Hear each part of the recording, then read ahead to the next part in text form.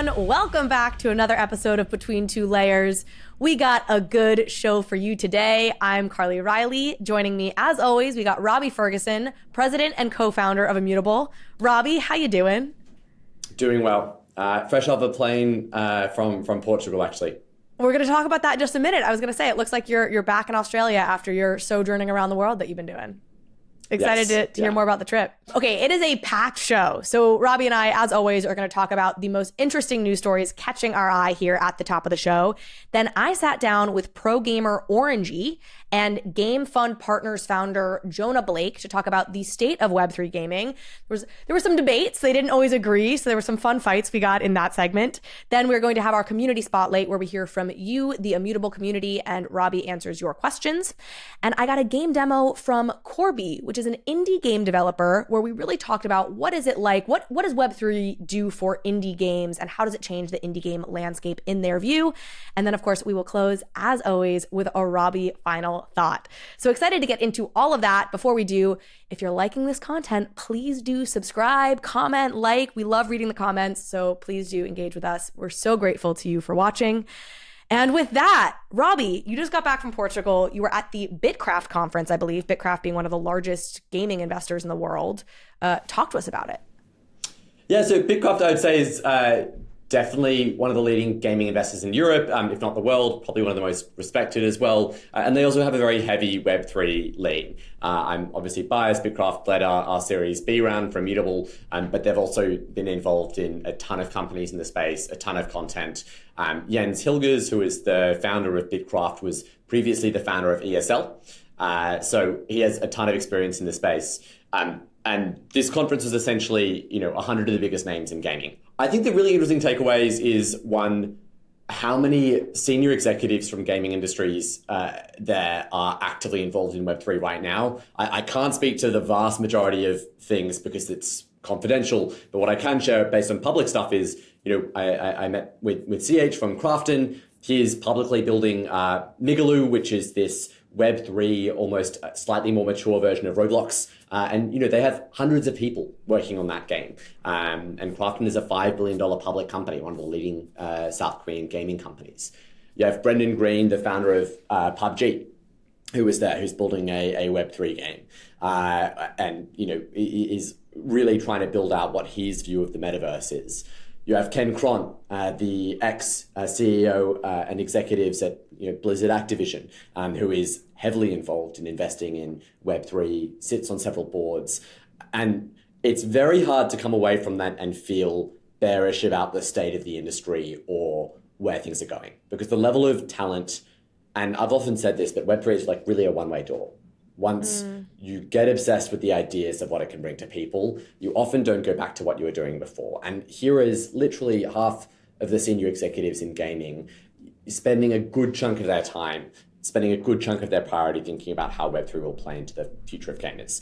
So I actually found it incredibly exciting. We're doing a bunch of the stuff for some of the games who were there, but even the ones who are not, it's just exciting to see people building the space. In other exciting Immutable news, I saw y'all launched a partnership or announced a partnership with AWS. My understanding of this is that it's multi-pronged. I mean, there's a piece of this that's about streamlining the process for developers and game devs on Immutable, but this is also a bit of a partnership pipeline and working with other gaming companies who work with AWS. Is that the right way to interpret this? Like, tell us about this news.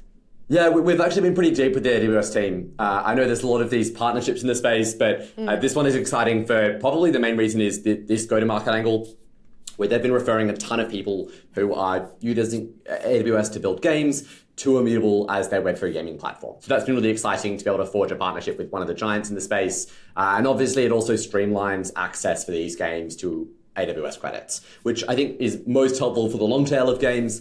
And the nice thing about gaming is if you give people $100,000 or $1 million in free credits, by the time they get beyond that, they're probably profitable. So it really just helps reduce costs for games with small millions or hundreds of thousands of dollars of funding who are building something indie, where those costs help them get to the point of, will this thing fly or not? Will this be a hit? And actually, that's the cool thing about gaming more broadly is they don't really require growth funding. Once you have a hit game, it's profitable and you can scale it pretty much infinitely or until it plateaus. And you typically don't need to raise a ton more cash unless your ambitions are brought into a studio, brought into a platform, etc. Something else that caught my attention today, not speaking of indie gaming, you had Microsoft, the acquisition of Activision Blizzard, really cleared its seemingly final hurdle pretty recently. This has been something that's been in the works. I think it was first announced in like January of last year. So we've been 2 years in the works of Microsoft trying to acquire Activision Blizzard. Initially, there was some pushback from the FTC here in the United States. They overcame that. And this last hurdle really was with British regulators. And now it seems like that has cleared. So the acquisition is ready to go ahead. What is your takeaway from this news?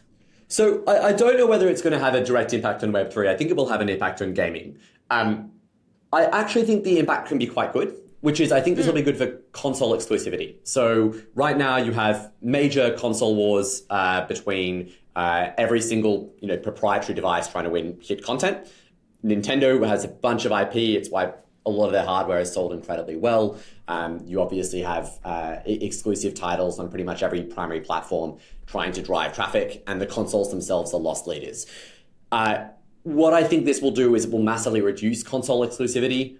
What it may increase, what it may reduce competition on is cloud gaming infrastructure. But ultimately, I think that's better for consumers, and I think that's better for end gamers.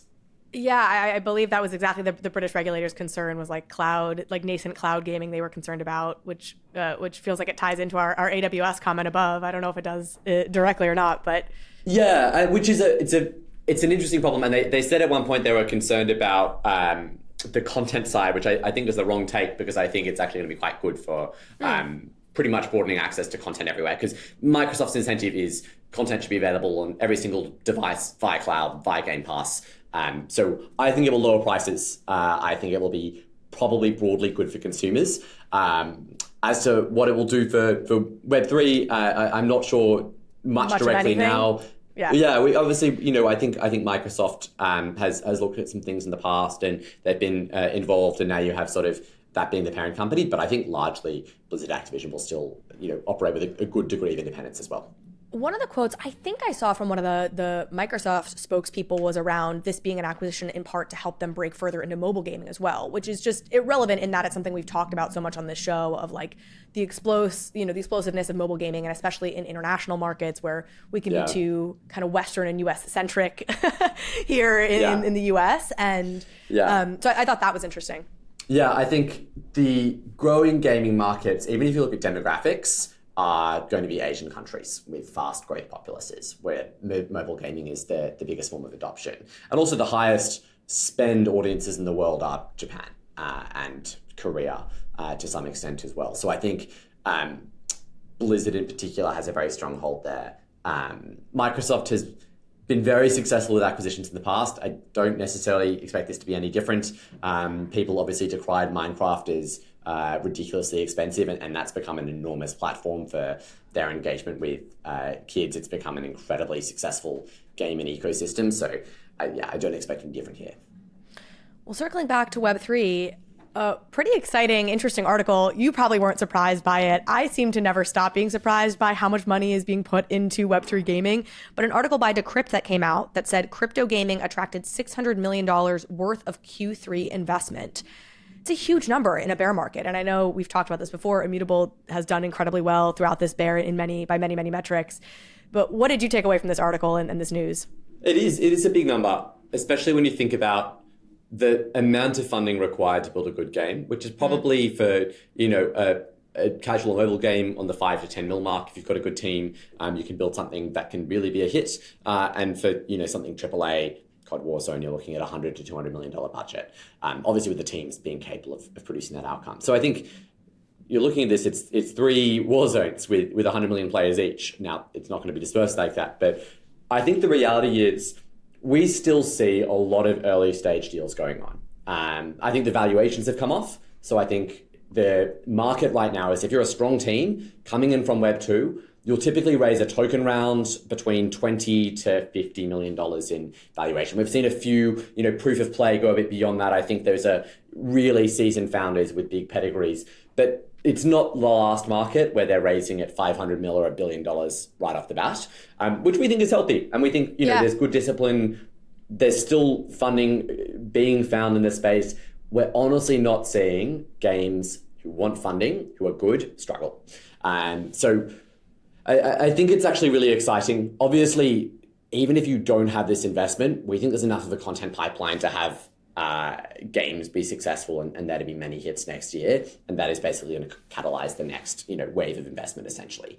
So it was actually above my expectations, which is great to see. But from our side, we're still seeing a lot of early stage activity. I think we're seeing probably the biggest reduction is in investments in gaming infra and people building platforms. I think the general consensus is there's actually a lot of people trying to do this. And that's because there's a lot more Web3 VC money pointed at the mandate of infrastructure than there is at the mandate of content. There's actually not that many content investors in the world. It's very specialized. It's very hard to invest in games. That's why it's very early stage. There's a high risk rate attached to it. VCs are much more comfortable investing in platforms, protocols, blockchains, exchanges. And now I think this is a pretty red ocean. There's a lot of people doing a lot here. And what we're seeing is I think the industry will go through a very healthy and needed phase of consolidation in this bear market, where companies will be, how do we join forces with other platforms to form a better consolidated value proposition to the end customer? How can we reduce costs? So part of that goal is for Immutable. How do we onboard a lot of these big publishers, platforms over the next year who are looking to access games and build their business without having the costs of trying to compete on every single layer of the stack, building their own blockchain, etc., which again, we think is a pretty healthy activity. So I'd say a lot more of this funding is now going to early stage content rather than giant rounds for infrastructure. That's great and makes sense. And as a content lover, I'm excited to see what'll come out from here. Speaking of one game in particular, Big Time's Token launched. This is a game that is pretty well known within the Web3 gaming space. They've been in beta, and the token launch did pretty well considering the market that we're in. Curious if you have any thoughts on Big Time itself or what's going on there. Yeah, I think it proves there's definitely attention and demand right now for tokens. I think obviously it has very low circulating supply. I won't comment on that further. There's plenty of research out there. I'm certainly not advocating financial advice, but I think there is. It's pretty clear that gaming tokens that do well are going to be some of the most successful in the next bull run, particularly the hits. So I'm excited about the game. I think it's got a great team. I think tokenomics for games makes a lot of sense, particularly if you can get this flywheel right of the token incentivizing user adoption or user acquisition. And I actually think beyond even just real money economies, one of the most compelling things we can offer to Web2 is, hey, here's a way to have user acquisition budget that is driven by a token that is far more efficient than whatever you'd spend on Google ads, etc., and actually gives your users ownership or incentives in the game. And I think you can do that almost irrespective of whether they're ready to integrate the entire economy into Web3 or not. It's just a better form of user acquisition. So I'm quite excited about this model of token-driven UA. Awesome. Thank you so much, Robbie. And we are going to be continuing this conversation about Web3 gaming over with pro gamer Orangie and Game Fund Partners founder Jonah Blake. Robbie, we'll be back with you in just a minute. Joining me now, I have Jonah Blake. He is the founder of media company and investment firm Game Fund Partners. And we have Orangie, pro gamer. You, like me, may know him from Dookie Dash, but man has been playing games and building a following for quite some time now. So Orangie, Jonah, thank you both so much for joining us on Between Two Layers. I'm really excited to have this conversation. Thanks for having me. Yeah, it's great to be here, and big fan of your show. Watch a lot of your clips. Oh, Thank you so much. Thank you so much. Well, I'm so excited to have this convo because I really want to get at what is the state of nation in Web3 but really Web3 gaming from a player's perspective. And you both are very engrossed in this space. So let's start there. How would each of you summarize what you see as the current state of the nation in Web3 gaming? And I'll give the tee up to this as I felt like there was this moment at the beginning of this year when you had Dr. Disrespect tweeting about things. You had the Dookie Dash success. You had GDC, which we've talked about on the show before. I went to that, where it felt like maybe we were on the precipice of some real movement in Web3 gaming. And now it feels like things have just quieted down. Now, maybe that's more my perspective. I know there's a lot still happening at Immutable that we cover on this show, but in the bigger picture, it feels like maybe we're hearing a little bit less. I would love to hear from your perspectives where we're at. And Jonah, I'll kick it to you. You're first on my screen. Yeah. I think the phrase I'll use is optimistic but cautious. I'm mixing it from cautiously optimistic because that's usually a negative connotation. And it's not going to be a negative take. I think that there are a lot of people in the West, where we're all based, where it has gone, I wouldn't say dark, but people are busy building. There's a lot of projects behind the scenes that are working, but it takes a long time to make games. And we're now seeing a row of media announcements from the East, specifically Japan, where there's a large interest, Japan and Korea, where the biggest companies in all of gaming are there, and they are announcing games. So at the time of this recording, I know last week Konami, I think it's Konami, had a whole presentation and press about their game. I think it's Arc something. Square Enix has not given up yet, although I think they have some issues, but in general, they haven't given up, and we'll see where that goes. There's several other studios in Japan that I know are releasing games over the next 3 months. We had several MMOs that went out. One of them was Grand Saga. I think that was a great first test, but Asia is doing really well. I know there are parts of India that are looking at this, although India and crypto is still kind of rocky. They're very strict there. And in general, you've got the Ronin network, which is the Axie Infinity people. They are onboarding multiple games. I know they just onboarded one. They're onboarding another. And they've made it very clear that they're on the warpath of acquiring more titles for their network. So overall, I think it's great. Is the press good? Like, for example, Creator League and CDOG? Creator League. No, we can talk about the that. obvious one to bring up. I know a fair bit about that, but I think it takes a lot of time. I mean, one, there has been a lot of grifters and scammers, even in gaming. And as these gaming tokens come about and a lot of stuff, whether it's good or bad, play to earn, we're going to see a lot more scams. As gaming becomes one of the main product focuses of crypto, you're going to see a ton of other scammers. It's going to be like wildfire, the amount of grifters that come out of nowhere. And for a time, it's going to be tough for a normal YouTuber crowd. But honestly, they're right in a lot of cases. So I don't blame them for feeling the way they do. I have a few follow-ups for you, but first I want to hear from Orangie. I know you had a tweet the other day, sort of lamenting your attempts to find a home in, I feel like, a Web3 game outside of Dookie Dash, but would just be really curious to hear your take on all of this. Yeah, for sure. Well, I got introduced to Web3 gaming like via Yuga Labs, so everything I do is pretty much like in that little small, well, I mean, I'd say that they're the biggest ecosystem, but there's like a ton other Web3 gaming studios and like ecosystems out there, such as Ronin, I guess. But again, I'm only involved in Yuga, so like my opinions are Yuga based only, as I think they have like the best chance to succeed just because of like the funding they have in the team. Until I get proven wrong and like another team comes out with a banger game that everyone wants to play. So what is your feeling? Like, how would you rate how Yuga is doing? Do you feel like they're on the right path? Do you have feedback for Yuga that you'd like to share here on this podcast? I mean,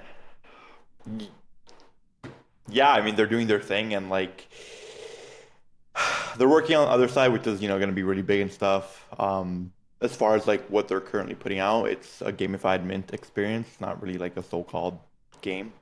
So, it's just not my cup of tea, but to others, they seem to really enjoy it. So, yeah.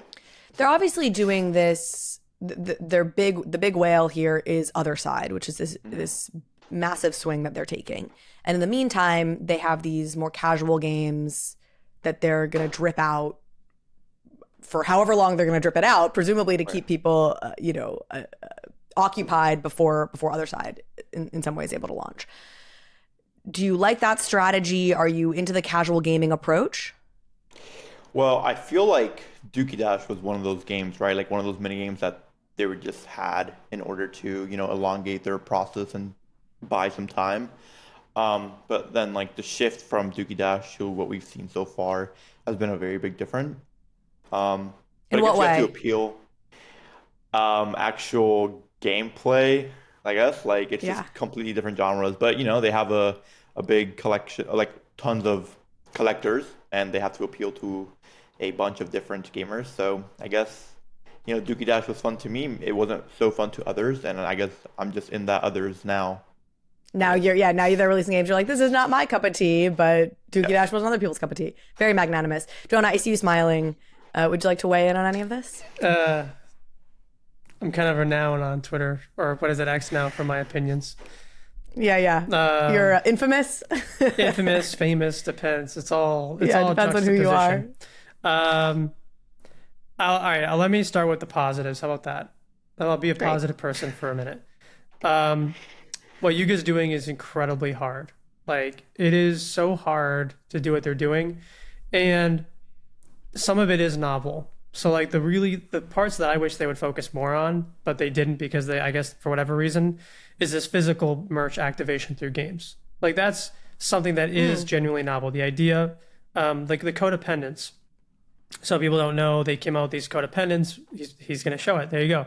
So you got. And to be clear, that's coda space pendants. Exactly. The coda are like a famous character in Other Side and on the land, not codependence. Right. So what was really cool was that you could team up with like a Gucci, Prada, Louis Vuitton, whatever it is. And you could say, we're going to build an item in our universe, and it's going to have significant value both in the gameplay and cosmetically in the game.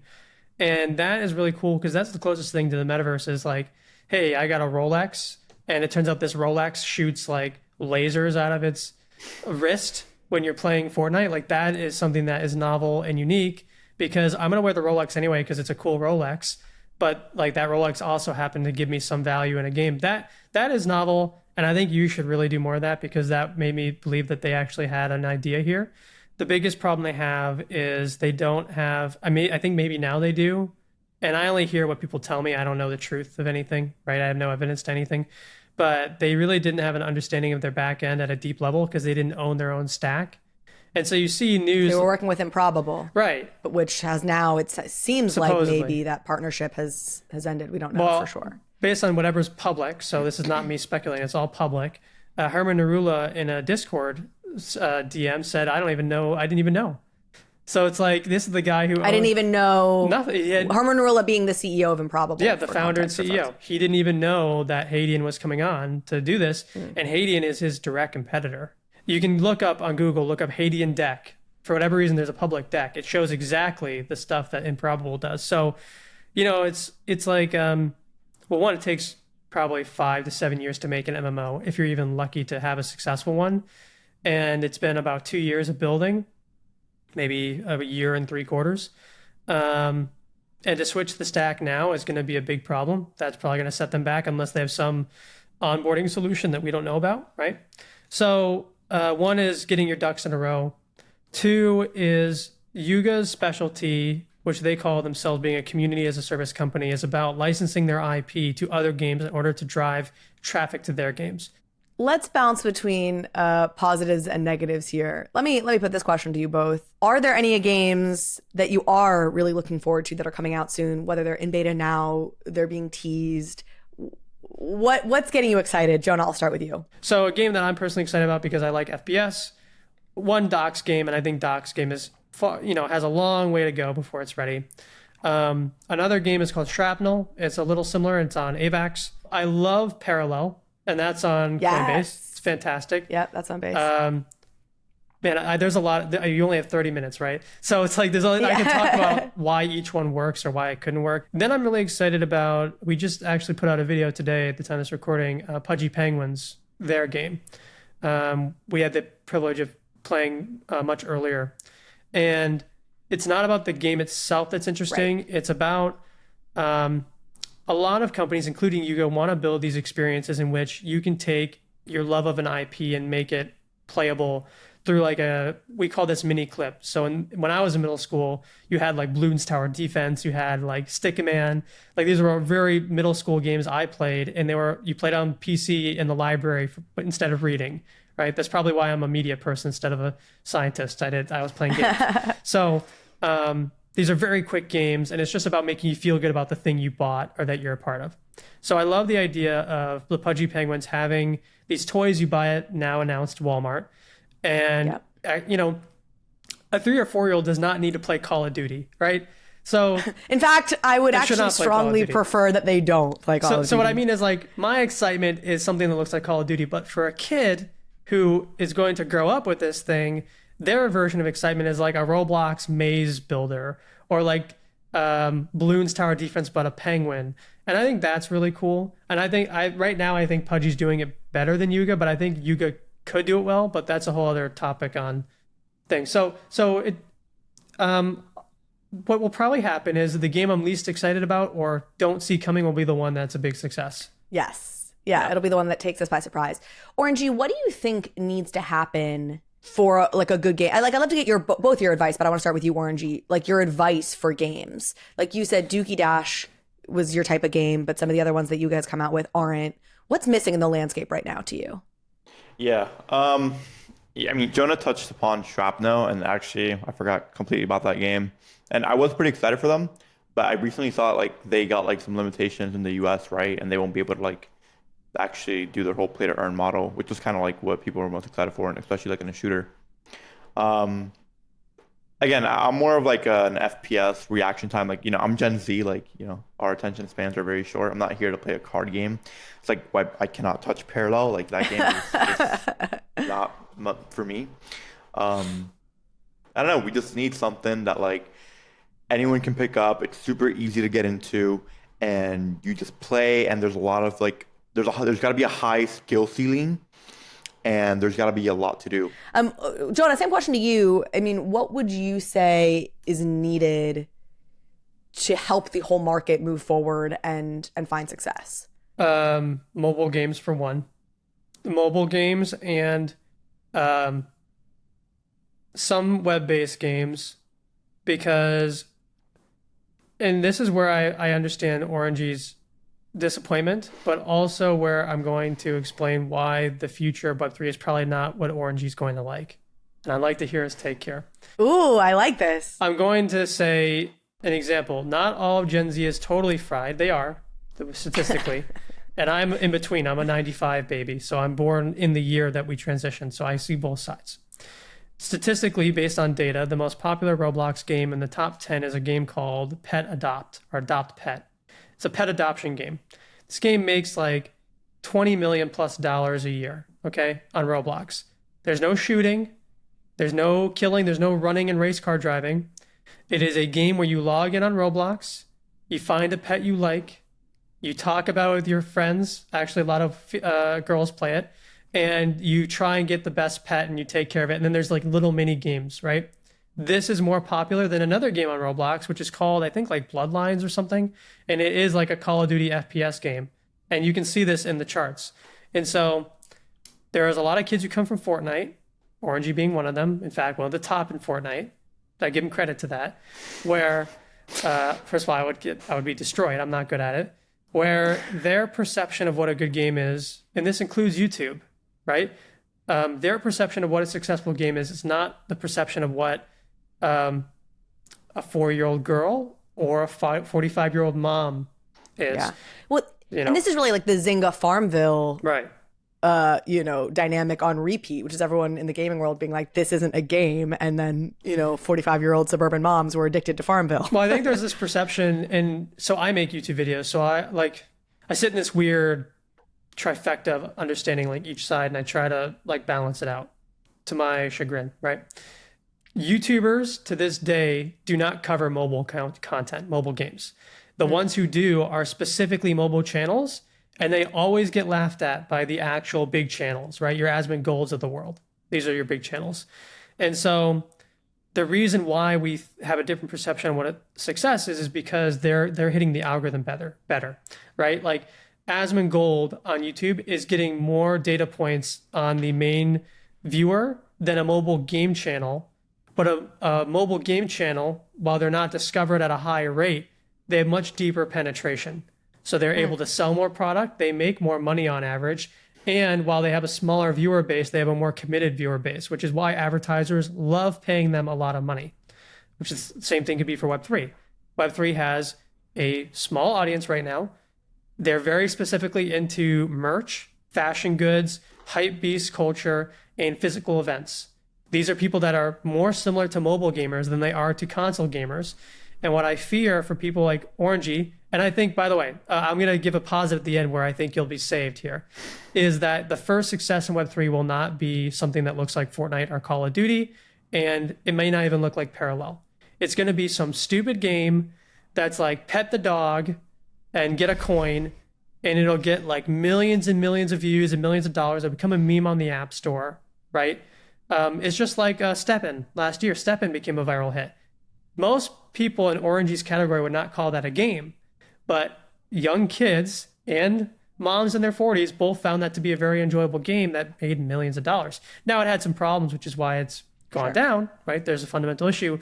But I just worry that people that are Fortnite experts like Orangie are going to not enjoy this industry because it's not inherently built for them, and the types of games they want cost at least $200 million.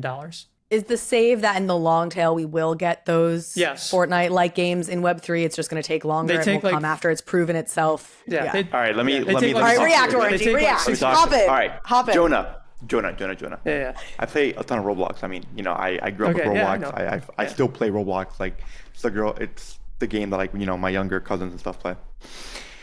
You spoke about the number one game on Roblox. It's like Adopt Me, and I've played it. And then you look at the other 9 games, and yeah, they're not shooters, whatever, but it's like haunted houses. They're thrilling games that when you watch a creator, you feel an emotional attachment to. Roblox has so many games that like can appeal to so many types of people, like the horror games, the speedrun games, like the tycoon games even. Like, they're stupid, but like you can make content. There's a storyline behind it. You can watch a Twitch streamer and kind of follow and fall in love with what they're building. And I just feel like in all these games that we've seen so far, you can't. Like, maybe Parallel, you can fall in love with someone going from like a really bad player to winning the Parallel World Cup if that ever happens. But so that's a great point. So you're saying your advice perhaps to these Web3 game manufacturers who are around right now, makers, is like, make something that's entertaining to watch a streamer play, and that there's really a dearth of that right now. And, I think the cliche that I hear a lot is, well, we need fun games, but that's a little bit too like, okay, no shit. Like, we need fun games. And you're going, I think, one layer deeper by being like, make it a streamable game. Like, make it something that I want to watch other people play and that I can get eyeballs making me play. I like that insight a lot. Yeah, 100%. Like, you need something where like I'm scrolling through TikTok and I'm watching someone play something I've never seen before. I'm like, damn, like, this is pretty cool. And the last time that ever happened was like Fall Guys. That was the last time it ever happened. I was scrolling on TikTok, I saw Fall Guys. It looked fun, cartoony. Guys were laughing with all their friends. Hosting like Fall Guys nights at their houses and just playing online. And that was like the last time that something like that has happened. And Fall Guys was super successful. So you're now in a predicament. Can I elaborate? Yes, elaborate. Okay, so here's the predicament you have, and it's the fun versus earn, and the balance of that. And so the reason the current Web3 games exist as they do is that they are very well optimized for the earn and speculation game. So for example, Parallel is the perfect game to earn and speculate from because, one, the card game industry requires it, right? Because that's how card games work. You keep buying new packs. So there is a way to make money, quote unquote, or get value. A lot of these games are like that. That's why there's so many card games, not just because they're cheaper to make, but they fit really well with blockchain. There are ways to do what you call the genre you're calling is it's party game and social deduction game.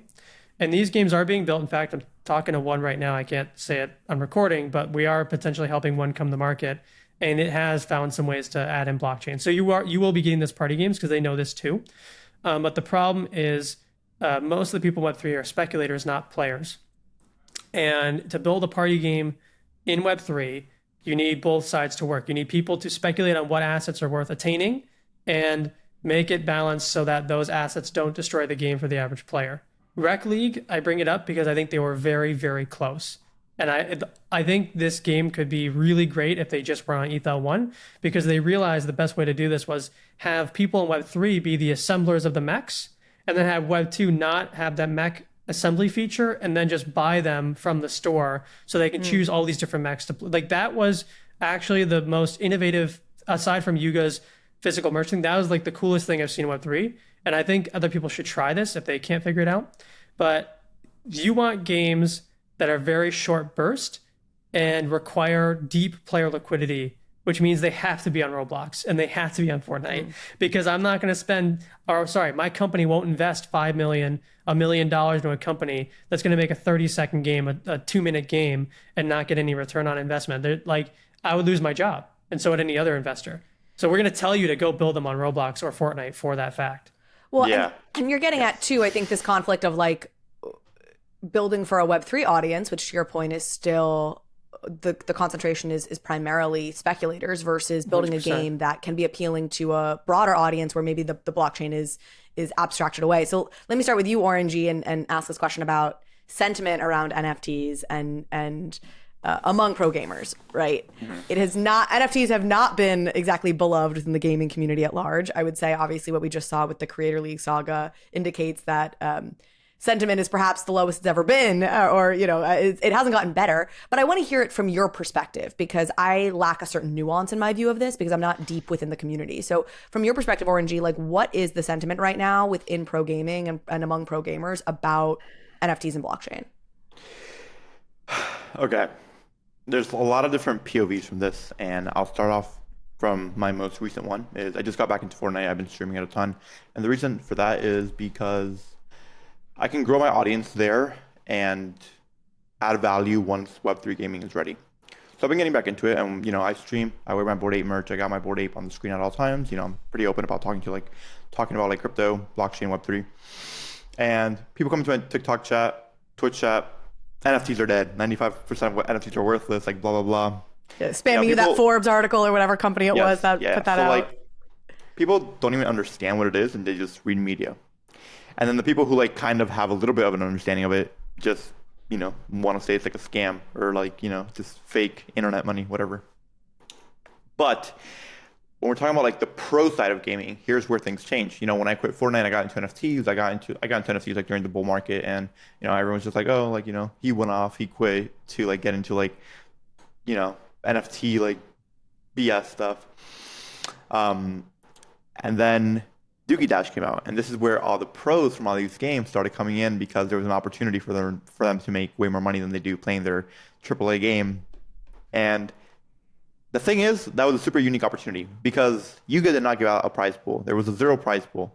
It was a speculative prize pool based on the ecosystem. It was a peer-to-peer prize pool. It was, Yeah. yes. Yeah, a whale would pay me to play on their passes so that they could get a high score so that they could get a better NFT.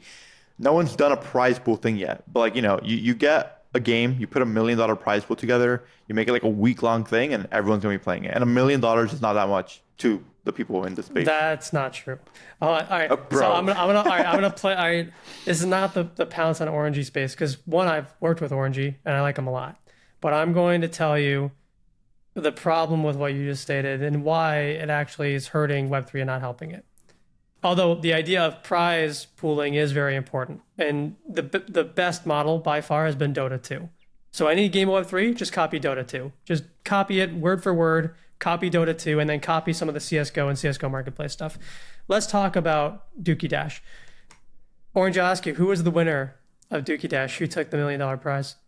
Mongrel. How much money did he make? 2.2 mil. Where did that money go? I don't know. Into a house. He bought shit with it. I don't know. Has he played any Web3 games since? No. So would you say $2.2 million just sort of left this ecosystem and didn't bring any players? But it wasn't Yuga's money. It was peer-to-peer. No one said Yuga. No, but I'm making a point of the idea. Well, not necessarily. I mean, yes, that's true. But the whole point of these big prize pools has been, Web2 gamers are not going to deny us because there's just so much money to make here. Right. Well, I think there hasn't been a place. I think the middle ground here is, Jonah, you're saying that Dookie Dash specifically maybe wasn't good for NFTs because a bunch of money left the ecosystem and people didn't keep playing in it. Orangie, you're making a broader point, which is that, first of all, a peer-to-peer prize pool model is an interesting one that we haven't seen historically and is potentially replicable. And if there was a broader ecosystem of actually fun and diverse Web3 games around it, that money may have stayed in here. And so I think both things can be true at once, where Dookie Dash specifically, sort of in the vacuum that it was in, maybe wasn't good for the ecosystem in certain ways, but that it's a model for something that could be very interesting moving forward. And also, you can't speak on just one person who's already a multimillionaire, right? Like Mongo had millions before. Should we go to other case studies? Yes. Can you name any Web2 gamers come here other than you, because you're great? Yes, I can. Okay, name them. I'd like to hear. I want to know the stories. But from Dookie Dash, like no one that big came. Like it was just Mongo and like a bunch of other like tier 2, tier 3 pros from other games that have stayed. So they've stayed doing what? I'm curious. Are they waiting on Yuga games, playing heavy metal, grinding it? It seems like an awareness, like there's sort of like an awareness play of like, oh, like maybe this isn't all bad. Out of the 100% of the players that played Dookie Dash, like 30-40% of them stayed. Like I know because, you know, they're all on my Discord, you know, all Apex pros, all Fortnite pros that are waiting for the next Dookie Dash opportunity. Well, I think, so first, I'm not opposed to big prize pools, right? Because you need to beat Web2 at their own game, which is audience and big money. That's a cute cat. Big money means a bigger audience, right? Otherwise, Dota 2 wouldn't do their prize pool. But when Dota 2 does their prize pool, no one goes, all right, thanks for the $39 million pool, and we play the event. See you later when you have something. Yeah. It doesn't solve. It's just a Band-Aid. It doesn't. Well, no one did that with Dookie Dash though. Like the game ended itself. Well, you're telling me it's not that. Well, again, this is a Yuga problem, right? They don't have a game that is maintaining long enough. Mm-hmm. But again, I thought Rec League could have done that. But the problem. But Rec League is not that good, and there's so many problems with it. Other than I was second place for the first week. I quit because it was mentally straining, and the prize wasn't worth it. But I'm the best player in the world at that game. Right. So like aside from because we went over this, I saw your post. You said that the issue were, which they changed from what I understand, was time slots because like you're not going to get up at 3 a.m. to play a game. You're out of your mind. Yeah, but it changed way too late. Like it was already a week and a half into the competition. So you think after a week and a half, it's like it's over? Like after a week and a half? Bro, after waking up for a week at like 6 a.m., 2 p.m., 10 p.m. Yeah, and also another big reason why I stopped playing was because you mentioned it, the fact that it is on an L1. Do you know how many mechs I had to go through to find? Oh, it's impossible. That's why I said this is the issue. You'd be spending $1,000 just to find a I did spend over $1,000 finding a mech. It's not sustainable. This game will die if it stays on ETH-L1. And it's not even the best mech in the game. No. So like I switched my This game will be dead in a month if it doesn't switch off the ETH-L1 or it has a better system for assembling mechs. But that's a whole other topic. But I spoke to the CEO about that. He said it's in the works. That's good. So yeah, what I'm actually taking from this, funny enough, first of all, this is great, is some amount of optimism, which is that there's a certain amount of consensus. It feels like, as much as you guys appear to be, going at each other, like there's a certain amount of consensus about like what needs to be fixed and like what is wrong. And from my perspective, like these feel like fixable things. Like it seems like Rec Lead had some clearly fixable problems that if they had been able to address it sooner, or if it had come out without these problems to begin with, could have had some potential. I think the points that you're making, Orangie, about Dookie Dash are very interesting. And while it didn't work in the way that a Dota 2 works in the current ecosystem, like I said, if you build out a robust ecosystem, suddenly you do have something interesting there. Like, we are where we all know we are, which is like, there's like a taunting, right? Like you get these little flashes of something cool, of something potentially great, but we're just not a mature enough market yet for any of it to feel sustained or be sustainable. So let me ask this as like a final question, and then any final thoughts y'all want to contribute, and even if you want to talk about what you're working on, Jonah, like when you look at the year ahead, you look at 2024, we're entering the last quarter here of 2023. What do you anticipate? What do you either A, want to see, or B, expect to see out of the gaming Web3 world in 2024? Or you go first and then I'll go. Okay. This year, I'll talk about gaming as a whole real quick. Gaming as a whole is pretty dead. Like you go on Twitch, viewership is down for like most games. People are waiting on that next big thing, whether it be like a GTA 6 that hopefully we see next year. If not, oh well. But content is lacking and esports is dying. Like teams are shutting down. There's no money. Overwatch League is dead. League of Legends, biggest team, TSM just pulled out. You're like having these teams look for money in places that would have never been in esports start coming in. Like Shopify just bought out LCS team, the Rebellions. Fortnite comp scene is pretty much dead. The World Cup is next month in Copenhagen, Denmark. And prize pool, when you compare it to the last one, is pretty bad as well. So gaming as a whole, this is why I'm into Web3 gaming, by the way, because if not, I would be playing like Overwatch right now, grinding for.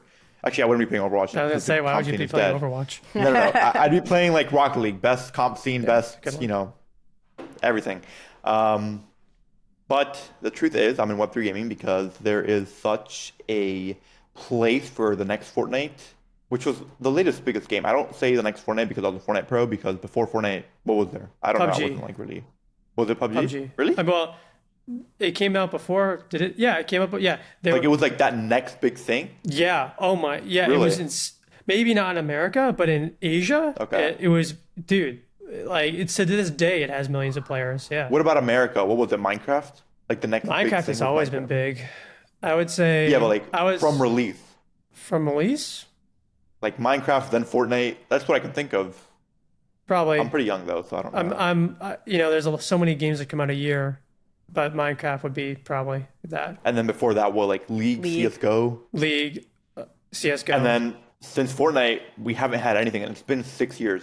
Fortnite became 6 years old 2 days ago, so it's been 6 years without for real, without a title. That's a pretty long time, I think. I don't know. I haven't been gaming too long. Well, in game dev, it's not, as far as... but in human life, it is. In any case, point well taken, Orangie. So you feel like there's real promise and hope in Web3 for at some point that next big thing that sort of takes the world by storm to emerge. Well, there's nothing right now, so yeah. Yes. I imagine you don't think it's necessarily coming in 2024. Is there anything you're looking out for in 2024 that you'd be like, okay, cool, like this is at least another Dookie Dash, something that feels like it's a step in the right direction. Like, all right, we're not getting the next Fortnite in 2024 out of Web3 gaming, probably. Like, we're still probably a number of years out from that. But, or maybe you don't agree. Maybe you think there is a potential for it in 2024. But there's something you feel like you could see next year that would give you hope. Honestly, off the top of my head, not really. No, but that's just because like no one's. Zynga comes out this weekend. I'm not a Farmville player, but. They have a leaderboard that intrigues me. No matter like what the game is, I like leaderboards. I grind games with leaderboards. They're really big in mobile and like they're a huge company, so that intrigues me. It's pretty close around the corner this weekend, so we'll see. Jonah, how about you? What are you looking out for in 2024? Looking to see, and then talk to us a little bit about where your focus has been these days. Yeah, so I like hearing what Orangie has to say because I don't think like a competitive gamer. I think like someone who's in the business of games, and competitive gamers are always at odds with the actual business of developing the games. It's just how it's always been, probably how it will always be, for good and for worse. I don't believe in franchising, FYI, so don't come at me for that. Me neither. I know you don't. You for sure don't. They don't. That's a whole other esports related thing. But I'm pretty well versed in Web 2 as I am in Web 3, and I believe them as just one industry. That's kind of how I read it. But there's a leaked email where Phil Spencer, is the CEO of Microsoft Gaming, is talking to his constituents, and he says, first he's talking about which games he wants to acquire, irrelevant, but that AAA has a lot of issues and there's a lot of problems. And the main problem is one, distribution, right?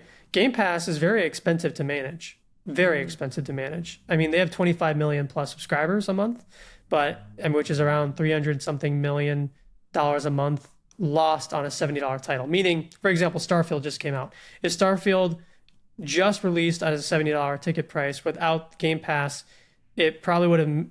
The assumption is without it would have made another 300 million. Now, the reason why that's a false assumption is that Game Pass helps market it. So it actually may have improved its sales. The bottom line is very expensive to run. So between a cost, development time, which now it takes almost 7 years to make a real AAA game, like a real one. Why do you say that? Why is that? Why? This is here's an AI grift for you, I'll tell you. And most investors who know gaming know this, but most don't. So there's this grift that you'll see on LinkedIn and Twitter, and it's this. Because we have AI, games will be much faster and games are going to just be explosive and all this stuff. The problem with that they forget to factor in is capitalism. And so what happens is with AAA games, if I'm Microsoft and I'm Sony, and we both have the same AI technology access, right now Microsoft has more of it, but let's say they did. I will then say, you know what, instead of just making a game using AI in 3 years, we're going to put more money into it. We're going to build an AI game, but it'll take 6 years or 7 years. But we're going to build a new type of AAA game. We call this the super AAA.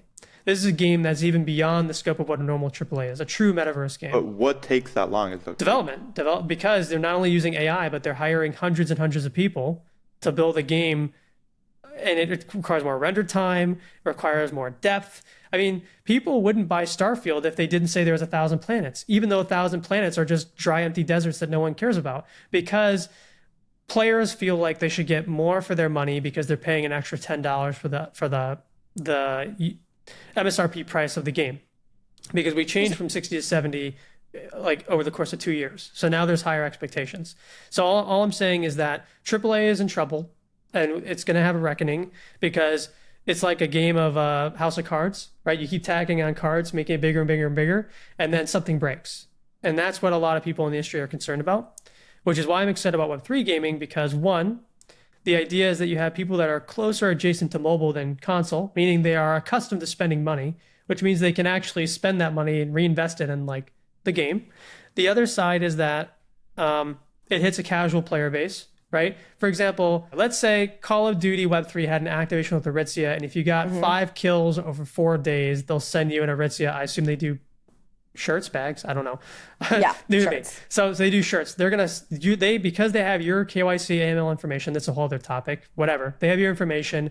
They'll know based on your profile on your wallet that you had 5 or 6 kills or whatever the objective is. They send you the SBT to your wallet. They already have your address and shipping information, and in real time you get a shirt sent to your house for getting those kills. It comes up in a really cool envelope. It has a picture of your Call of Duty avatar wearing the shirt with like some little meme thing. And now the Web3 game is an advertising network that's much deeper than what we have in Web2.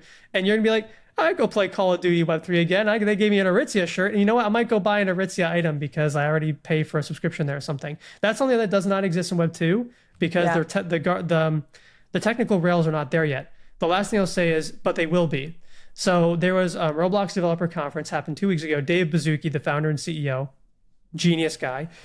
One of his big goals over the next 5 years is making most of these Roblox products work in physical distribution.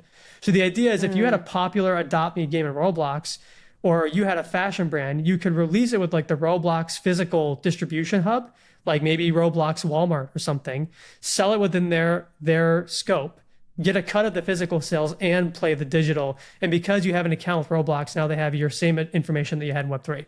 So we're going into this world where instead of watching commercials, you're going to play the game. You're going to see an ad for a consumer brand, assuming it meets all the standards, and you're going to be shopping while playing the game. And I think that's going to be something that Web3 should really hone in on, because that is a 0 to 1 scenario that Web2 gaming does not have yet. Yeah, I love that. And I agree. I mean, I think that cross collaboration between brands is something in all categories that is exciting about Web3. And this idea of like the way you can kind of, like you're giving the example of a game and Aritzia, but like you think about the way these brands can work together, you know, when they have holder bases and you can airdrop something to another brand's holder base. Like I think all of that gets really, really interesting and is where you start to get to a real use case that we haven't seen thus far. I have a question. Yes. Jonah, you know the Fortnite bought in Shaga skins? Yeah. What would you think if they priced the in-game skin at $1,000, but you also got an actual physical product? I think people. Is that like sort of what you're talking about? I think that it depends on your demographic. I don't have their demographic data, but I would assume it skews younger. And when you have younger people, they have less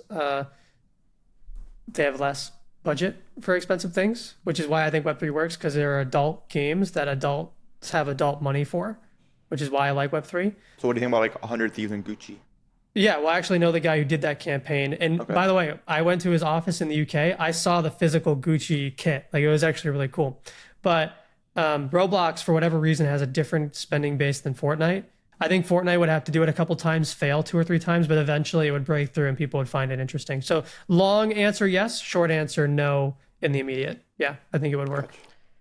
Jonah, Orangie, thank you both so much for joining me today. This was awesome. A really interesting conversation. I appreciate your dynamic together. I appreciate you hopping on. This was a blast and would love to have you both back. Sure, 100%.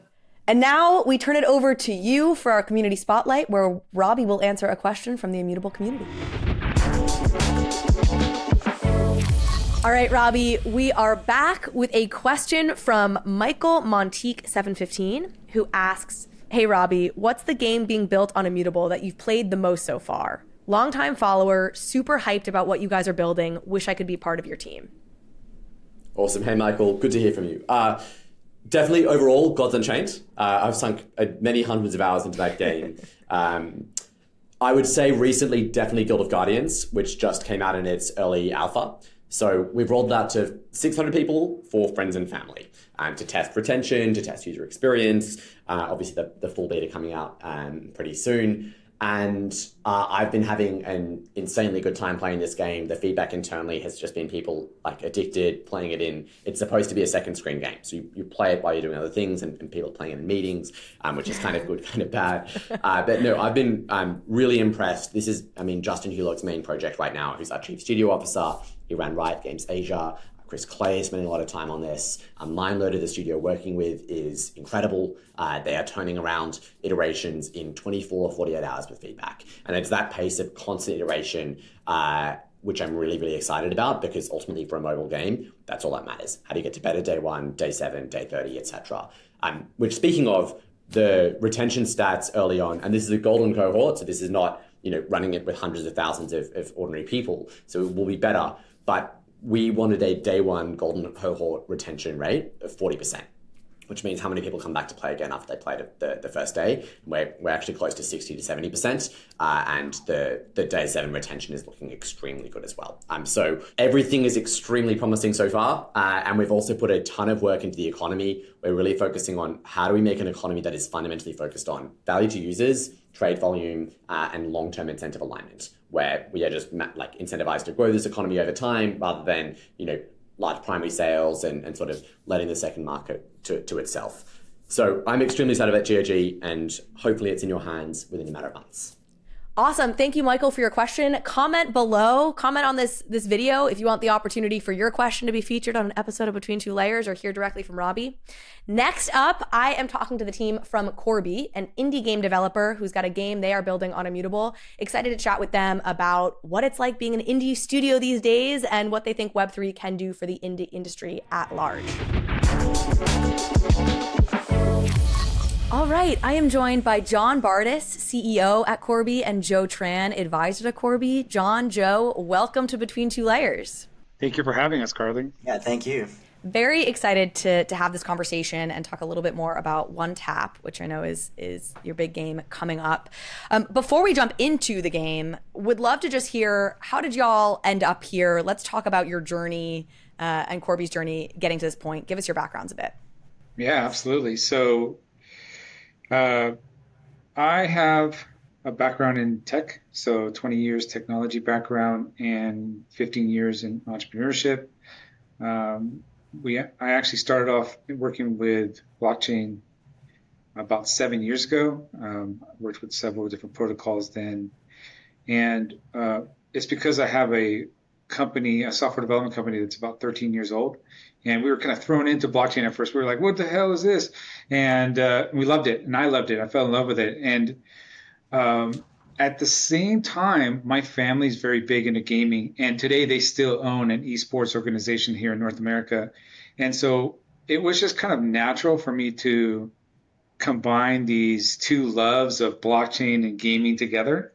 Through the software development company, we were already building games for certain studios, and it was just kind of like a no-brainer. Let's make our own game. We had one that we had been kind of brewing on for a while, and so 2 years ago we set out and said, hey, let's build a game, and we want it to be blockchain based and use some digital assets to kind of support our gaming system, and that's how it all came together. Joe, same question to you, and I'd be curious why you're drawn to indie game development, maybe specifically over, working with a big studio, perhaps. Yeah. Well, a bit about myself, from my side, is that I got into blockchain around the same time John did. So I think around 2017, 2016, I believe. And I started consulting and advising multiple startups here in the US. And around 2018, I led me to Asia. So I was ping-ponging around from, anywhere from Tokyo to Singapore to the Philippines, doing the same thing, assisting and building up my network within the blockchain industry. And I'm a gamer, right? So that's just kind of in my blood, I feel like. But when COVID happened, that's kind of where I met John. And the height of the pandemic really helped to boost up our, just our passions of blockchain and gaming, right? And merging that together. So, always here to support what John and the team are building. Love it. And so give us an overview here on maybe the Qorbi ecosystem broadly, and then One Tap specifically. And then I want to make sure we take a look at the game itself. Absolutely. So Qorbi World is set up to be a 3-game ecosystem. It's got a primary collection, and the purpose for its collection is to set up a community around basically driving what the overall values will be for that ecosystem. So there's levels of earning, and we have a very unique way we run our earning system.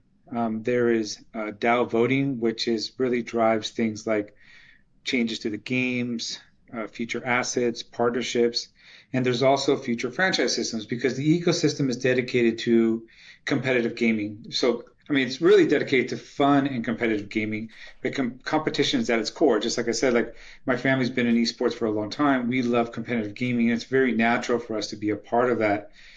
If we get lucky enough and our game is loved enough by fans, it'll become what's called today an esports game, right? And so if that happens, then those people who are the primary holders of our community NFTs will have first access to doing any kind of franchising of the game, basically competing at the highest levels with the biggest brands. And so One Tap is the first game that we just released. We released it in beta. So this might be obvious because what's so interesting about y'all is you almost come from Web3. You come from Web3 as much as you come from gaming. Let me put it that way. I mean, John, you talk about this. Like you personally come from it sounds like the tech and blockchain side, maybe even more than you come from gaming, though you have this family history. So already, obviously, that sets you up to differentiate any game you make from most of the rest of the gaming ecosystem. But talking about One Tap in particular, it's a first-person shooter. Spell out, like, how is this different from maybe your typical first-person shooters? And on a tactical level, like, how does the blockchain come in to really differentiate this? Yeah, for sure. So we actually came up with this idea a while ago where so we love Pokemon. Like, we are insanely crazy in love with the game Pokemon and every aspect of it, the collections, the gaming, the different versions. And so when we thought about what we wanted to do, we wanted to build a first-person shooter that had that kind of Pokemon feel to it, where you can collect an item in the game, and that item has a very unique value. And not everybody's going to have that item when they go and play against you. It's kind of like you're picking your very specific characters. You're going in and you're doing a battle. And we thought, how cool would it be in a first-person shooter environment where it's fast-paced, you have to think on your feet, and you're just kind of throwing pets on the fly. And so it actually came out pretty good. In beta, it's absolutely amazing. Everybody who tries the beta now gets to play with the Jaguar, but the turtle's been released, the chameleon's been released, and we're now looking at how these games are being played out, and the strategy on how they're choosing their individual pets has to do with who's their opponent. What did their opponent show them the round before? Did they just have a Jaguar? Maybe I'm going to counter them with a chameleon. And it's starting to become this very strategic kind of game. And then at the same time, you got to have good aim. You got to be able to run away. You got to strategically know how to play like a first-person shooter to really play at that competitive level. And so it just kind of works. It's really fun to see them kind of start thinking about, okay, so if I have this turtle, I can do this. And then if I have this gun, I can use that as a complement to the turtle and, take an advantage here and there. Okay, and so these pets that you're describing, in case anybody has missed this, these are, I believe you guys call them in-game collectibles, but for the sake of our audience, those are the items that have this underlying blockchain element. So talk a little bit more about this. Like, are these things folks must buy in advance? Is there a free-to-play version of this where there's no purchasing of NFTs in advance? Like, how does this really integrate into the user experience? Yeah, for sure. Great question. So you don't have to buy anything to enjoy the game. You get one pet automatically, but it's the same one that everybody else has. What you want to really think about with these pets is they are collectibles, but they're kind of like that Pokemon collectible that I was talking about before, where you get them because they have a very specific ability and you feel comfortable working with that ability in the game.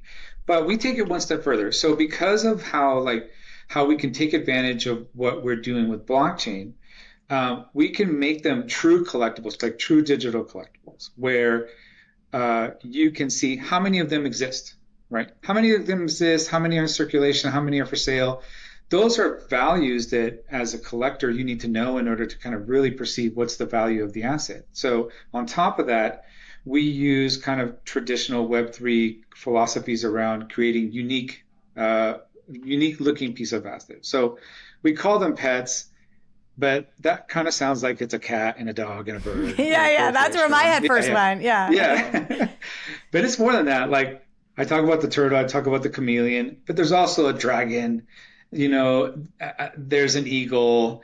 I mean, these things are just unique artwork that our team hand creates, and then when we put them out for people to be able to get access to them, there's a limited quality. So, for example, the Jaguar that we have right now, there's only 300 of them.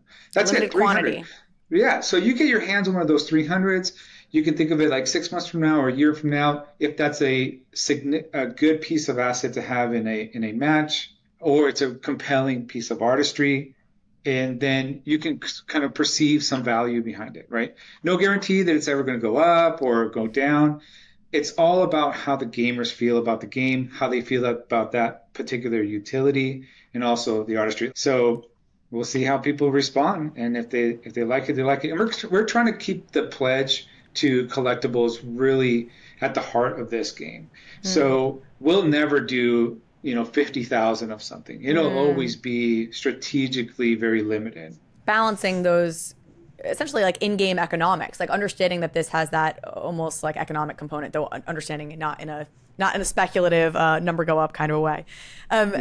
These are, so I know the game is in beta right now, correct? And people can join a private beta. Are the in-game collectibles, are the pets available right now for folks to start trading and they're live on the Immutable marketplace, is my understanding? They are. Please go check them out. We did something really cool.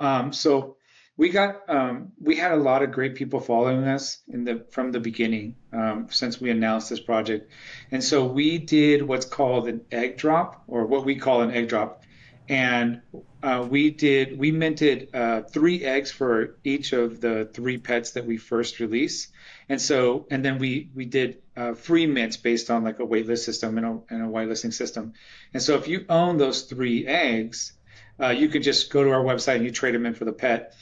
And honestly, the chameleon right now is super affordable. Like you can't buy the chameleon for more or less than $20, but you could buy 3 chameleon eggs for like $250. Right? So definitely go and check it out. Take advantage of those egg systems right now. I think those are big values. That's great. And I think it's so important as just taking a step back in the broader, let's call it blockchain industry, that people do start to realize that like these should be accessible price points. Sure, like in any gaming environment, we're going to talk about CSGO, I think in a minute, you've got something that'll sell for $400,000. That is an outlier, right? Like these should be things that people can actually participate in and come and join and enjoy and trade. And it's not what people maybe think of the NFT ecosystem as being, which is just these like crazy high valuations for crazily useless, JPEGs. And so I appreciate that you call that out, that there's like accessible price points for things. And that's for sure. That's a positive. Sure. Yeah. Awesome. So I just referenced CSGO. I assume y'all play that game probably. It's a prominent first person shooter certainly. I'm curious what you think of maybe Valve right now. I mean, do you think that they'll always be so anti-NFT, anti-crypto? Is anything you're doing at all a sort of a reaction to the fact that they've been so clamped down and this is an opportunity to present a first-person shooter that's super integrated to blockchain? How do you think about them and their ecosystem? I think when you have a winning model, it's very hard for you to just embrace change immediately. But and I'm not in those trenches with them making those big decisions, but I do know that a lot of big companies that have not embraced, emerging technologies have sometimes kind of regretted that. So I have a feeling that this is kind of be one of those things that eventually they're going to have to make these decisions to be a part of what consumers are going to demand in regards to these digital assets, right? I mean, their digital assets are much more in abundance, so they do things like 50, 100, 200,000 of a specific piece. So it's less about the collection and more about the in-game visibility of it all. Right. But there's enough community, especially with that one, and there's enough rarity that they have in there where they've sparked up secondary markets already, right? And so I think it would make things a lot easier, and I think eventually consumers will demand it so they can kind of engage themselves in the game so much more. Like gaming is so different. Like we're not playing Pac-Man anymore. We're playing games where like the artistry behind these things are so elaborate and important to us, and we just love the games, and we love everything about them. Now we watch even the shows that they come out on Netflix. I mean, we're so involved in these storylines and these assets that, yeah, we want to be able to trade and buy them and sell them just like we do comic books or trading cards, right? So I think it's inevitable. Once players get a taste of getting to capture more of the value of these systems, they're not going to go back. But we gotta cross that barrier at some point, and we're not fully there yet. I appreciate that. I think it's a very realistic approach. You know, they've got a system that's working very well for them right now. You know, it makes sense. They're not looking to upend it in the short term, but the revolution is coming, so to speak. For the larger Web2, gaming companies, if you will, and brands, I mean, it's kind of an inevitable thing where, they are looking into it and they all know about it, but it's slow moving, right? Because they've already built such a brand community that they need to cater to. So it's kind of hard to just switch over and implement some big changes, right? Especially with their assets. But how the gamers are now taking and receiving, like, I guess, feedback about NFTs and and in-game assets in regards to Web3. I think it's one of those things, like you said, was it's going to be an eventual thing. They're going to have to find some games where they'll like to play, and then they'll slowly integrate and learn to love it, right? It's kind of like how they did with free to play back in the day. Everyone hated free to play, and now we see it everywhere. Yeah. Totally. I'm also curious how you feel you approach game development differently, being an indie studio, perhaps an indie studio operating within Web3, as opposed to a triple A studio. Like, what do you think? How does your approach differ? I would say.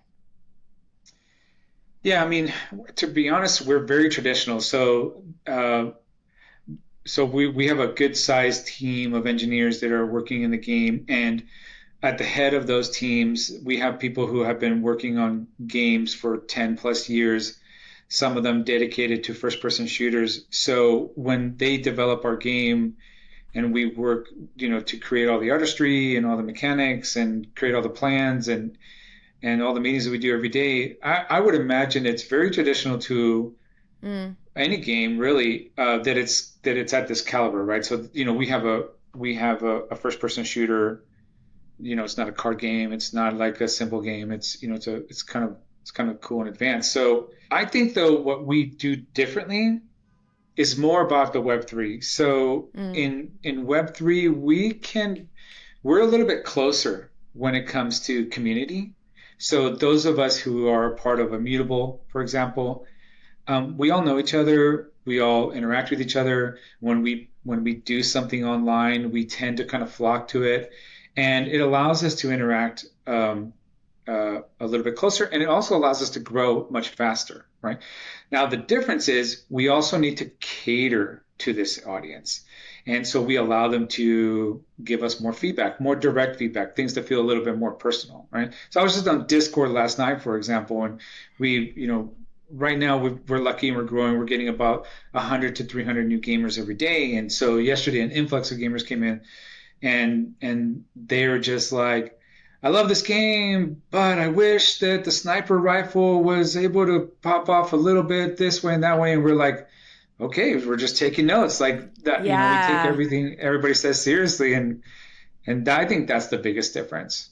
Yeah, that super community orientation, that accessibility, that transparency that you were describing up top, the idea that you know how many items are out there in total, like just the transparency. Yes, you have it by nature through the blockchain tech, but it sounds like bringing that into even how the development process happens by making yourselves accessible and being transparent even as a team in how you're developing this. No, exactly. Yeah. You mentioned working with Immutable. I'm curious why you chose Immutable as the chain to build on, or layer 2, I suppose, to build on.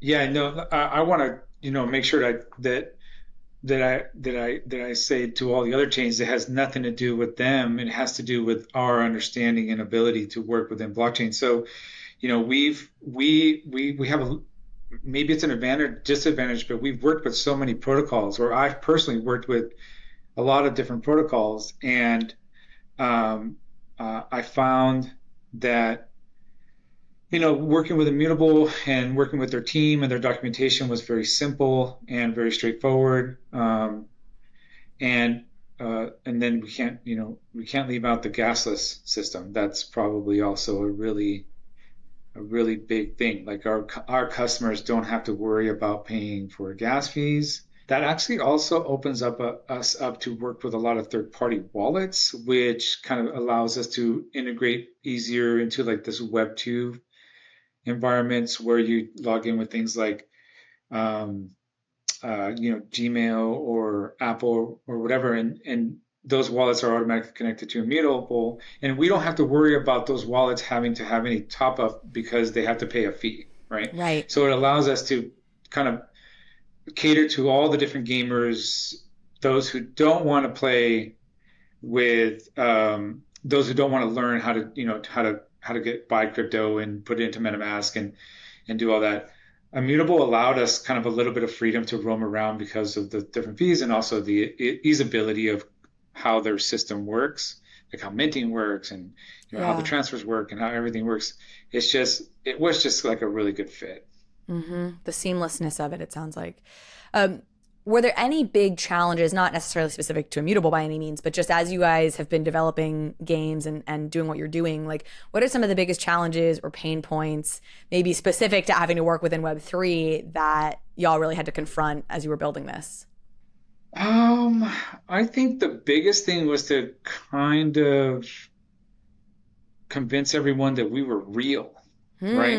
And so in the beginning of the Web3 or the GameFi movement, there was a lot of new studios that were popping up, and we, even though we were in the background building, we didn't come out publicly say we were doing anything until probably like a year later.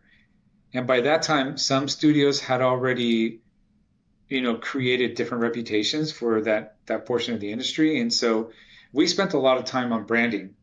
And we spent a lot of time kind of creating the trust values around what it means to be a game, be in the gaming industry, and hey, you can trust me. Like, you're not going to my website and you're not downloading a virus, right? That's like that's a legitimate concern that people have when originally when they saw us, or we did pre-sales.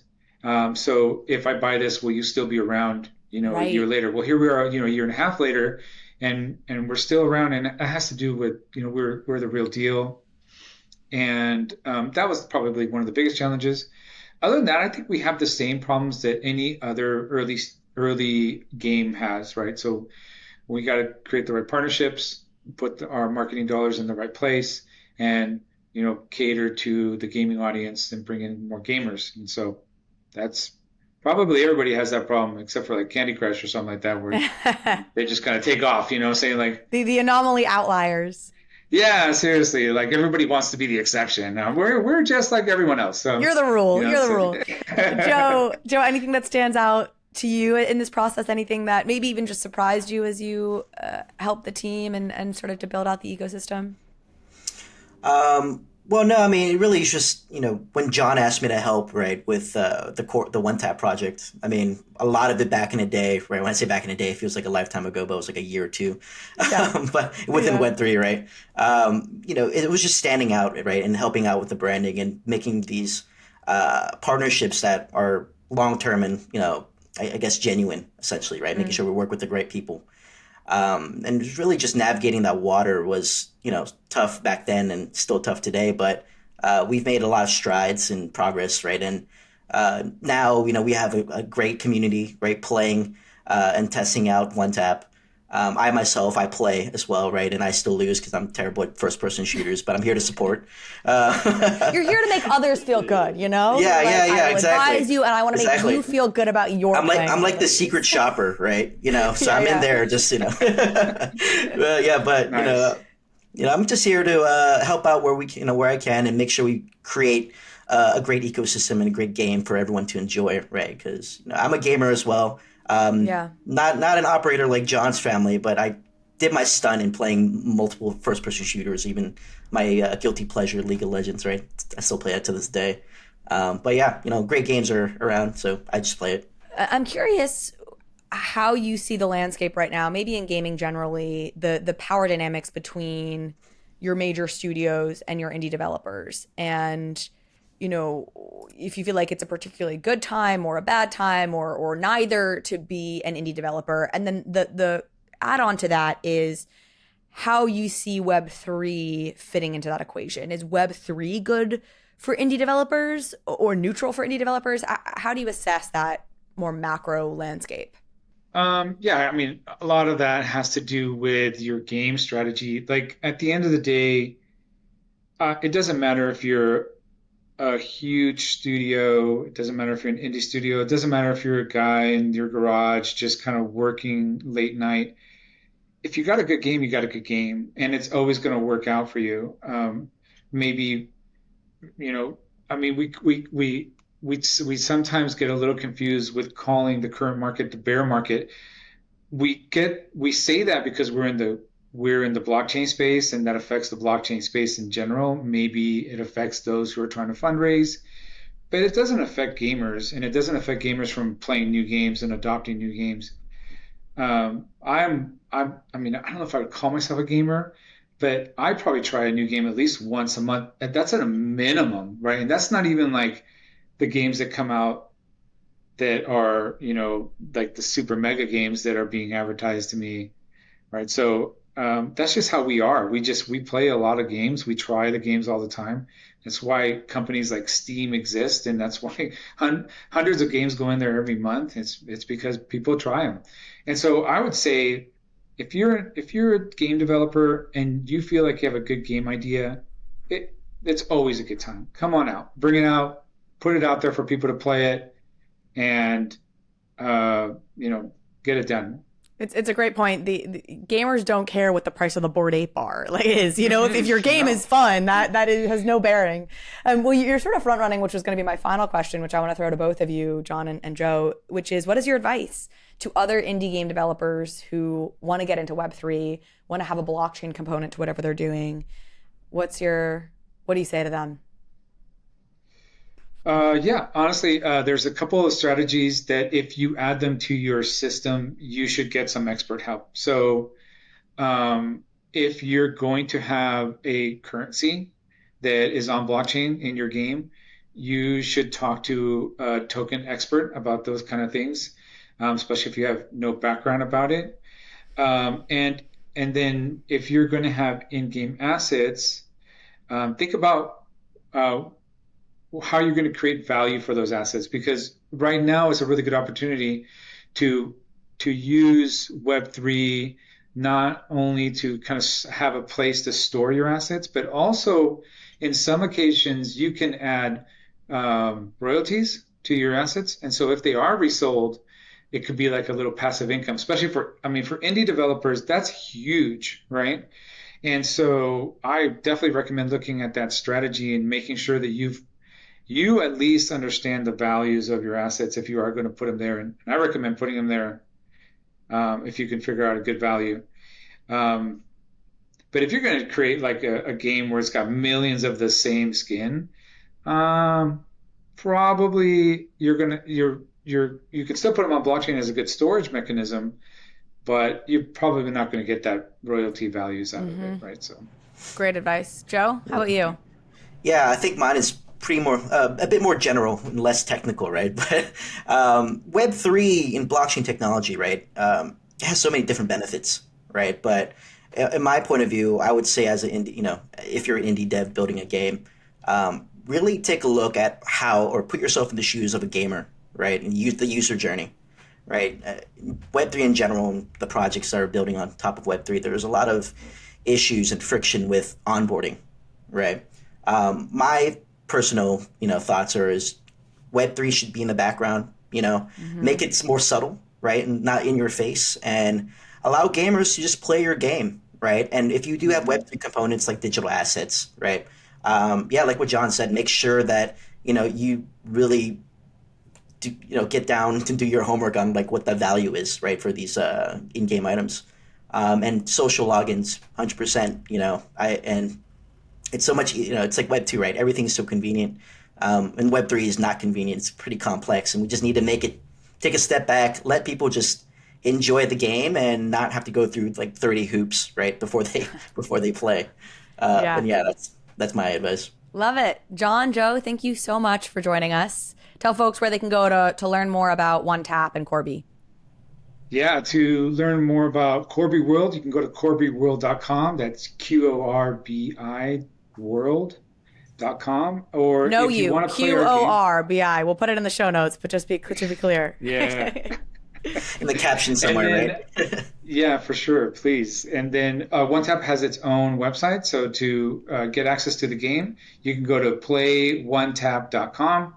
And currently there is a wait list, but we are every day we're choosing new people from the wait list to come in. So please sign up for that wait list, and I'm sure you'll get a message from us shortly. Fantastic. Thanks so much. And now for our final thought from Robbie Ferguson. All right, Robbie, I just talked to the team at Qorbi. They're an indie game studio, and they've chosen to build on Immutable. And what I sense from you and when I've talked to your team is you're really trying to make Immutable a place where everyone can build. And I think you wanted to say something on this for your final thoughts. Talk to us a little bit about how you think about this. One of the things that I've always thought about when building Immutable is the Shopify principle, which is they actually track how many failed stores are built. And if that number is too low, they know that software is not easy enough to build on. Essentially, you want the platform to be sufficiently easy that people can take a stab. And if your failure rate is almost zero, then you're only having the most convicted, most successful, most funded people building in the first place, which means you aren't actually easy enough to build on.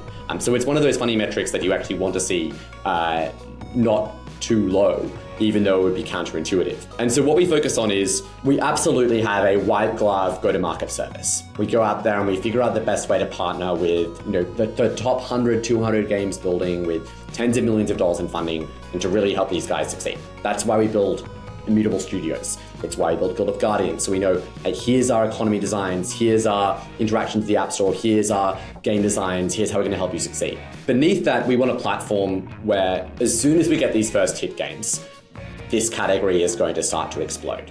And if building on Stripe required talking to a Stripe representative for every single payment requiring business, you would have 1% of the adoption today. And all of these small long tail of successes, the Flappy Birds of the world, who certainly we wouldn't, before he created Flappy Bird, have said, this is a game we should be spending all our effort on, can't succeed. And so to me, that means a couple of decisions. It means that one, we want to make choices that mean it's as easy as possible for developers to build. The first thing we're about to do here is EVM compatibility. And even though smart contracts are difficult to build with, there's a lot of network effects and literature out there on how to build with them. So it's easy to copy paste from layer one, it's easy to clone from successful games. And I think that kind of the lifeblood of innovation in Web3 is forking and cloning, and then having a superior business model or iteration, which is certainly how DeFi has evolved today. The second thing though is people should be able to build without ever having to touch a smart contract. And that's not just the long tail, that's for the big game developers as well. Because building with smart contracts is terrifying. They're immutable and they're inherently financial. And so our thought is pretty simple, which is make it as simple as Stripe to build on. Be able to mint, create marketplaces, trade, all with APIs. And that is what we've built today. It's what we probably get the most feedback on when I talk to people, that and the global order book / enforceable royalties as really the key differentiators of why Immutable's helpful for their game. And I think we see this, right? We all the games we're announcing on the platform is sort of this barbell strategy where we have the majority that we focus on are these well-funded games, but we also have hundreds, if not thousands of games building on this long tail of self-serve developers. So that would be my piece. I think it's going to matter the most when this takes off and when you have everyone in the world looking at how can I build a successful Web3 game? How can I give my players better rights and better economic property rights? Because at that point, any platform which requires you to have to learn smart contracts from scratch or have to talk to someone or have gated access in order to build is not going to be able to cater to that demand. Whereas we've built from that from day one. That is our show, folks. Thank you so much for joining us. As I said before, please do comment, like, subscribe. Let us know how you're enjoying the show or what you want to see more of. And with that, enjoy your week.